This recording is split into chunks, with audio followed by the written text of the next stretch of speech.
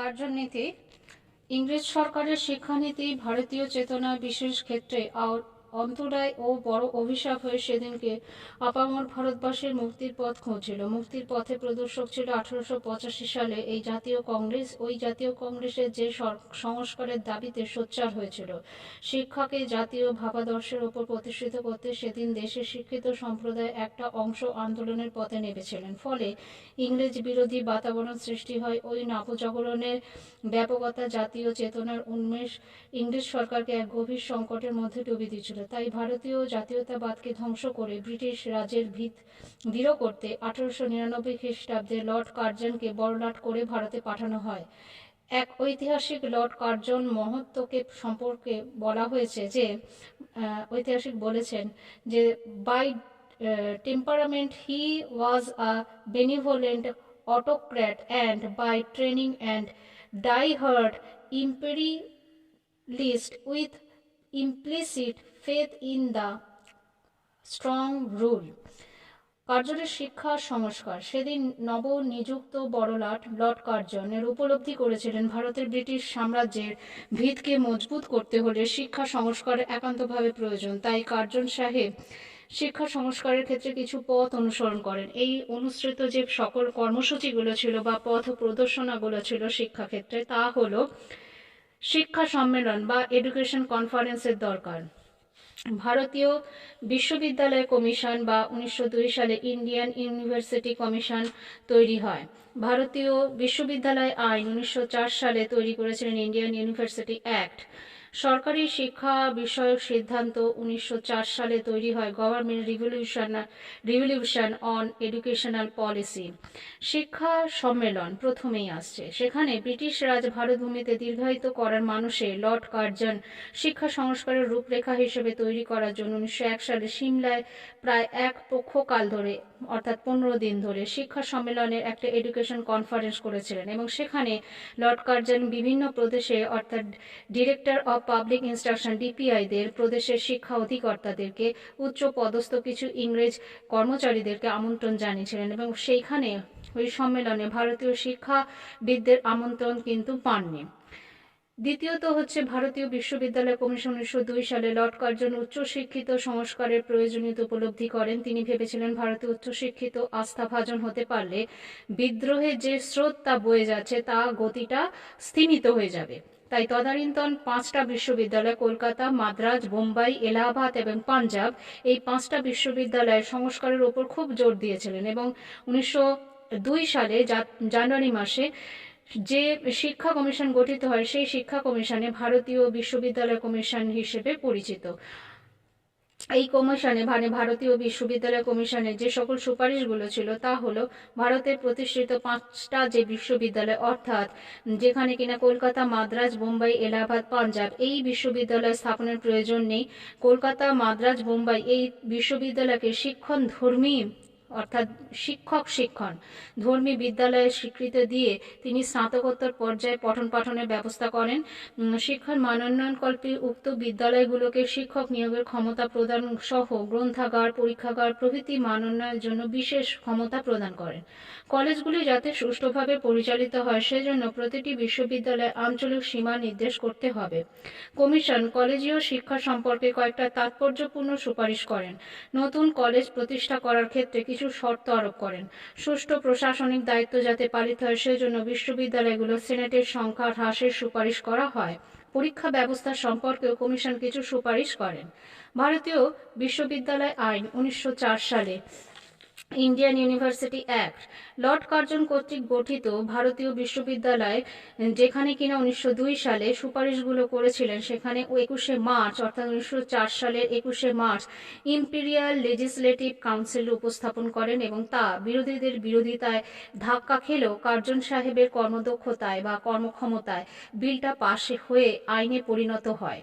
এবং এই আইনে বিশ্ববিদ্যালয় আইন নামে পরিচিতি লাভ করে, যেখানে যে সকল বিশ্ববিদ্যালয়ে আইনগুলো ধারাগুলো ছিল তা হলো বিশ্ববিদ্যালয়গুলোকে শিক্ষণধর্মী বিদ্যালয় রূপে পরিণত করতে হবে, বিশ্ববিদ্যালয় রূপে পরিণত করতে হবে, বিশ্ববিদ্যালয়ে অধ্যাপক নিয়োগ ও গ্রন্থাগার, মিউজিয়াম প্রভৃতি স্থাপনের ক্ষমতা দেওয়া হয়, বিশ্ববিদ্যালয়গুলো সুচারুরূপে পরিচালন করতে প্রয়োজনীয় নিয়ম আইন প্রণয়ন করতে হবে, সেনেটের সদস্য সংখ্যা 50 জন থেকে 100 জনে পরিণত করতে হবে, যাদের কার্যকাল হবে 5 বছর যাবৎকাল, এবং বিশ্ববিদ্যালয়ের উপাচার্য প্রাদেশিক শিক্ষা অধিকর্তা অর্থাৎ ডিপিআই, যেটা কিনা ডিরেকশন অফ পাবলিক ইনস্ট্রাকশন ছাড়া অবশিষ্ট যে সকল শিক্ষক প্রতিনিধিরা থাকবেন, সিন্ডিকেটের মোট সদস্য সংখ্যা 7 জন থেকে ওটাকে 15 জনের মধ্যে নিয়ে আসা করেন, এবং সরকারের অনুমোদন ব্যতিরেকে বিশ্ববিদ্যালয় কর্তৃক প্রবর্তিত আইন কার্যকর করা যাবে না। কলেজগুলোর অনুমোদন অর্থাৎ অ্যাফিলিয়েশন এবং পরিদর্শন বা ইন্সপেকশনের দায়িত্বে থাকবেন সেনেট এবং সিন্ডিকেটের ব্যক্তিত্বরা। গভর্নর জেনারেল প্রতিটা বিশ্ববিদ্যালয়ের ভৌগোলিক সীমা নির্ধারণ করে দেবেন। এরপর যেটা উনি করেছিলেন তা হলো সরকারি শিক্ষা বিষয়ক সিদ্ধান্ত বা government resolution of education policy 1904, যেটা কিনা হচ্ছে লর্ড কার্জনের ভারতীয় বিশ্ববিদ্যালয় কমিশন 1902 সালে ইন্ডিয়ান ইউনিভার্সিটি কমিশন যেটা হয়েছিল, সেখানে উচ্চশিক্ষা সংস্কারের ব্যতিরেকে দেশের যে সার্বিক শিক্ষা ব্যবস্থা সম্পর্কে সুপারিশের ক্ষমতা দেওয়া হয়নি, কিন্তু উচ্চ স্তরে যে শিক্ষা ব্যবস্থা নিম্ন স্তরের ভিতের ওপর প্রতিষ্ঠিত, তাই কার্জন সরকারি শিক্ষা বিভাগের প্রধানত মতামতের ভিত্তিতে 1904 সালে 11 March government of Indian resolution on educational policy 1904 সালে এই সামগ্রিক শিক্ষানীতিটা প্রকাশ করলেন। এবং এই সরকারি শিক্ষা যে দলিল, সেখানে প্রাথমিক শিক্ষা, মাধ্যমিক শিক্ষা, উচ্চ শিক্ষা, বৃত্তি শিক্ষা, নারী শিক্ষা, প্রাচীন সৌধ সংরক্ষণ প্রভৃতি কতগুলো নীতি তিনি প্রণয়ন করেছিলেন। প্রাথমিক শিক্ষার বিষয়ে তিনি যেটা বলেছেন, শিক্ষা খাতে সরকারি অনুদান সিংহভাগই প্রাথমিক শিক্ষার জন্য ব্যয়িত হবে। প্রাথমিক শিক্ষা ক্ষেত্রে স্বায়ত্তশাসন প্রতিষ্ঠানগুলো কর্তৃক রচিত হবে এবং শিক্ষা পরিকল্পনা কার্যকরী করার পূর্বে প্রদেশে অধিকর্তা অর্থাৎ ডিপিআই অর্থাৎ ডিরেক্টর অফ পাবলিক ইনস্ট্রাকশন অনুমোদন নিতে হবে। প্রাথমিক শিক্ষাক্ষেত্রে গ্রামাঞ্চল এবং শহরাঞ্চল উভয় ক্ষেত্রে পৃথক পৃথক পাঠ্যক্রম থাকবে। গ্রামাঞ্চলে পাঠ্যক্রমের মধ্যে পাঠ্যক্রম সহজ সরল স্বাভাবিক দৈনন্দিন জীবনের সঙ্গে সম্পর্কিত থাকবে। প্রাথমিক শিক্ষা ক্ষেত্রে মাতৃভাষার উপর গুরুত্ব দিয়েছেন। শিক্ষা উন্নয়নের ক্ষেত্রে বেসরকারি সংস্থাগুলো মঞ্জুরিকৃত অর্থ যাতে খাতে ব্যয়িত না হয় সে বিষয়ে সরকারকে সজাগ থাকতে হবে, এই বিষয়ে সচেতন করেন। প্রাথমিক শিক্ষকদের পেশাগত দক্ষতা বিকাশের জন্য সরকার শিক্ষক শিক্ষণ ব্যবস্থা সম্প্রসারণ করেন এবং প্রয়োজন ভিত্তিক শিক্ষক শিক্ষণ প্রতিষ্ঠান গড়ে তুললেন।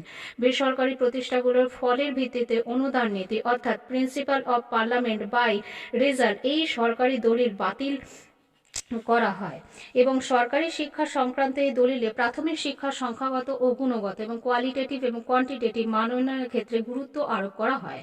মাধ্যমিক শিক্ষার ক্ষেত্রে তিনি যে সকল সুপারিশগুলো করেছিলেন বা যে সকল নিয়মগুলো উন্নয়ন প্রকল্পে গঠন করেন তার বিষয়ে যে সিদ্ধান্ত হয়, সেখানে নতুন মাধ্যমিক বিদ্যালয় স্থাপনের পূর্বে সরকারি অনুমোদন নিতে হবে। সকল মাধ্যমিক বিদ্যালয় সরকার বিশ্ববিদ্যালয় অনুমোদন নেবে। মাধ্যমিক শিক্ষার মান তুলে ধরতে সরকার কর্তৃক যথেষ্ট পরিমাণ আর্থিক অনুদান দেওয়া হবে। শিক্ষকদের নতুন নতুন শিক্ষণ পদ্ধতির সঙ্গে পরিচিতি ঘটাতে হবে এবং যথেষ্ট সংখ্যক শিক্ষক শিক্ষণ কলেজ স্থাপন করতে হবে। মাধ্যমিক পাঠ্যক্রমকে বাস্তবধর্মী করার জন্য কিছু সংখ্যক সংযোজন ঘটাতে হবে। মাধ্যমিক স্তরের শিক্ষার মাধ্যম হবে মাতৃভাষা, তবে পাঠ্যক্রম ইংরেজি ভাষাটিও যুক্ত হবে। মাধ্যমিক স্তরের সরকারি নিয়ন্ত্রণ বৃদ্ধিকে পরিদর্শনের কঠোরতা থাকবে। শিক্ষার গুণগত মান বৃদ্ধির জন্য সরকার পরিচালিত কিছু বিদ্যালয় স্থাপন করতে হবে। উচ্চ শিক্ষা সরকারি শিক্ষা সংক্রান্ত দলিল 1904 সালে উচ্চশিক্ষা সম্পর্কে যে নীতিগুলো স্থাপন পেয়েছিল সেগুলো মূলত ভারতীয় বিশ্ববিদ্যালয় কমিশন 1902 সালে ইন্ডিয়ান ইউনিভার্সিটি কমিশন এর ঘোষিত নীতিগুলোর সঙ্গে একই সুরে বাঁধা ছিল। তবে কিছু কিছু ক্ষেত্রে সমালোচনা করা হয়েছে, যেমন বিশ্ববিদ্যালয় সেনেটের সংখ্যা বৃদ্ধি, কোনো বিষয় মতৈক্য আসা কঠিন হয়ে পড়েছে, ফলে প্রায়ই প্রশাসনিক জটিলতার সম্মুখীন হতে হচ্ছে। তাই প্রশাসনিক স্বচ্ছতার ক্ষেত্রে স্বার্থে সেনেট এবং সিন্ডিকেটের সংখ্যা নির্দিষ্ট করে নিতে হবে। আবার কলেজ নিম্নমুখী মান ঊর্ধ্বমুখী করতে পরিদর্শন ব্যবস্থার উপর গুরুত্ব দিতে হবে। এছাড়াও প্রশাসনিক কাজের সুবিধার্থে প্রতিটি বিশ্ববিদ্যালয়ে ভৌগোলিক সীমা নির্দিষ্ট করে দিতে হবে। তবে উচ্চশিক্ষার ত্রুটিগুলো দূর করার উপায় ভারতীয় বিশ্ববিদ্যালয় আইন 1904 সালে ইন্ডিয়ান ইউনিভার্সিটি অ্যাক্ট সেটা সেখানে দেখা গেছে 1904 সালে এই নির্দেশের পথ অবলম্বনের কথা বলা হয়েছে। সুতরাং আপামর লর্ড কার্জনের শিক্ষা বিষয়ে যে নীতি 1904 সালে government resolution and education policy 1904, যেটা কিনা সেখানে ভারতের শিক্ষার ইতিহাসের গুরুত্বপূর্ণ একটা দলিল, যেটা কিনা পূর্বসূরীরা শিক্ষা সংস্কারের নামে যে সমস্ত পদক্ষেপ নিয়েছিলেন সেগুলোর পিছনে ছিল মূলত ব্রিটিশ রাজের ভিত দৃঢ়ভাবেই উদ্দেশ্য করা। সেখানে দাঁড়িয়ে কার্জন সাহেবের অশান্তি যে বাতাবরণটাকে কিছুটা হলেও বিধ্বস্ত করেছিলেন এবং ভারতবাসীর মানসিকতা উপলব্ধি করেন, সংকীর্ণতার গণ্ডি পেরিয়ে সংস্কারের চেষ্টা করেছিলেন। সেই পথে তিনি হেঁটেছিলেন এবং যেমন শিক্ষার মাধ্যম হিসেবে তিনি প্রাথমিক এবং মাধ্যমিক স্তরে মাতৃভাষার মাধ্যমে শিক্ষাদানের স্বীকৃতি দান করেন এবং শিক্ষা খাতে অনুদানের পরিমাণ বৃদ্ধি করেছিলেন। এদেশের শিল্পকলা সংস্কৃতির মর্যাদা দিয়ে তিনি পুনরুজ্জীবিত করে এবং সেখানে শিক্ষা প্রয়াসকে সফলায়িত করার চেষ্টা করেন। তাই ভারতবর্ষের ভবিষ্যৎ হিসেবে কার্জন সাহেবের যে নীতি তা খানিকটা হলেও কৃতজ্ঞতা স্বীকার করেছেন বিভিন্ন শিক্ষাবিদ থেকে তথা শিক্ষামহলও।